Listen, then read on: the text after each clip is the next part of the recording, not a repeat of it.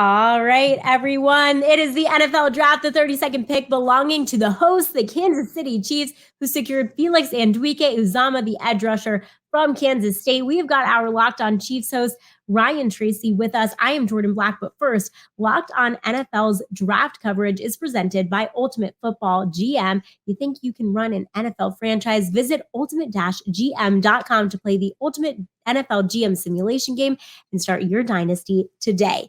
Ryan, you have been right at the heart of it in Kansas City, along for the ride that is the NFL Draft. And day one has come to a close with the Chiefs making their pick.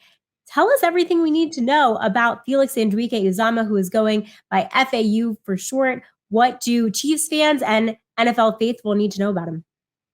Well, it's kind of a rejoice. Everything's consolidating around Kansas City. Being able to march out the Lombardi Trophy before you make your selection is something that's really unique. And all of Kansas City was out here supporting the event. But to be able to take a selection that's within the state as well, that they've been linked to for quite a while, was the culmination of a very long process of running a number of unique players through their system. And a lot of high visibility prospects came in to actually work out with Patrick Mahomes on the wide receiver side. Now, all top four of my wide receivers went off the board fairly succinctly there, long before the Chiefs were able to make that selection. And Jourdan, the big thing about it was there was a lot of talk of trade up. There were a lot of phone call selections or conversations, that is, talking about selections that maybe could move around. None of them came to fruition. And when it came down to making the selection at 31, for Felix, it was a player that the Chiefs believed in. They had an opportunity to trade out, as we heard from Coach Reid himself, and they elected to stay and take FAU to bring into the Kansas City Chiefs organization because they like what he brings. It is what's a changing environment on the defensive front in Kansas City between Steve Spagnuolo and his traditional oversized power edge kind of system with Joe Cullen, who likes a little bit more of an explosive athlete and has run the 3-4 in the past. They're both in on this selection, and that kind of unified it for Andy Reid and made him put his 2 cents in, shall we say, so that Brett Veach could stick where he was, take the selection that was hometown favorite, connections, grew up in the area as well. It's kind of a home run, not just for the city, but for the event and everything being centered in Kansas City. Yeah, I like that note. You mentioned you had him maybe going tomorrow, round 2 kind of guy, but the fact that he was right there in the backyard and maybe was able to have some more meetings with the Chiefs, do you think that played into this pick at all? I think it's something that certainly set them in a comfortable position when they initially met with him.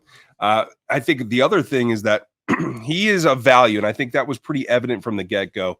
In the way that he was utilized in college, you could see that he had some power aspects. The Chiefs are moving to kind of a more versatile front where you can have some inside-outside players that can do a little bit of everything.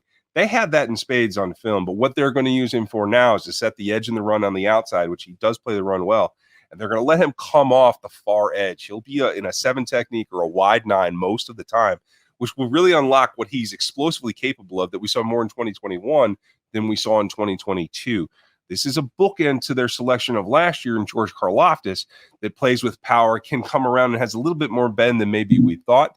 This is more of the bookend to that can dip and rip and come off the edge and give you a bit of both flavors of pass rush. Something the Chiefs need to pair with Chris Jones. And what I do think is a coming selection to provide more interior pass rush, probably tomorrow, but certainly on day 3. Speaking of the coming picks, the coming rounds, what else do the Chiefs need to address position-wise? Well, what they didn't get to address, which we thought going in may be right there with the edge rusher, was the wide receiver position. And a lot of guys that they liked went off in the first 2 sections there, not necessarily back-to-back, but enough that you would say the first tier is gone. Now, the second tier is very interesting for the Chiefs, who have a lot of 5'10" to 6-foot receivers. The X factor is really what they're looking for, maybe the sizable type guy that changes their pattern so they don't have all the same body style, body size composition type receivers. So you have prospects like Cedric Tillman coming. You have Jonathan Mingo on day 2. I expect A.T. Perry to go on day 2. Those are all selections that could bring one flavor or another of an X-type receiver to this offense that pairs with MVS and expands what they're able to do in 2023. I'm curious what you heard from the press conference you just had. Any interesting nuggets, any interesting facts for those of us that weren't able to be there firsthand and listen in? the fact that the calls were being made to the last second and that they were able to trade out but chose not to. That's what it all comes back to. Is it's not just a selection out of necessity. I was a proponent of Nolan Smith in our network-wide mock draft. It nearly came to fruition if we'd gotten past one selection. Thank you, Philadelphia Eagles. But it came down to that selection. I think in the end, it worked out in a way that allows them to stay true to their board, not sacrifice value for draft picks, and come back and really reset the board for tomorrow with their other needs, which are our offensive tackle and that wide receiver group. Both, I think, have plenty of options on day two that are going to allow them to get things done.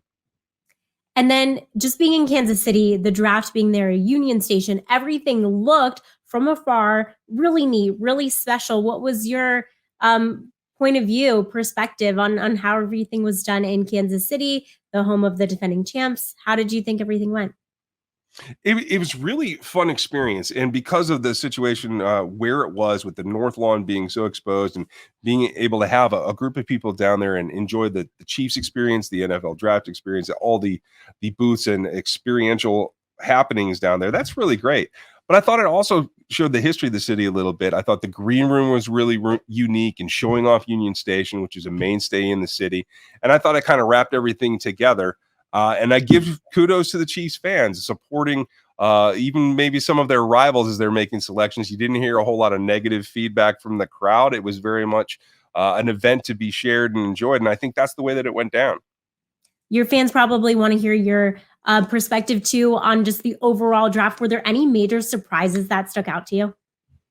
I mean, there's a handful of selections that went well before I expected them to, but you can see the reasons why. I think there was a lot of risk taking in this first round, certainly a lot of movement, and I know the Chiefs were trying to be involved in that, but overall the league, I think, was very, very active tonight. And I think that says that it was a split class in that certain teams had certain evaluations based on traits that they really wanted to hone in on, but there was no consensus. And in the end, that makes it fall in some ways common. It puts you out of pick selection possibilities, and in some ways allows you to move in your own circle and go after a prospect that you can tailor to your system. And I think that's what we're going to see in the coming years, particularly at the DB position and some at the interior offensive line as well, that I think is going to be big tomorrow. Tomorrow. Exciting to see what happens tomorrow and throughout the remainder of the draft. For more on the Chiefs, be sure to listen and tune in to Locked On Chiefs, part of the Locked On Podcast Network. Ryan, appreciate your insight for all things NFL and Chiefs and NFL draft. Thank you so much.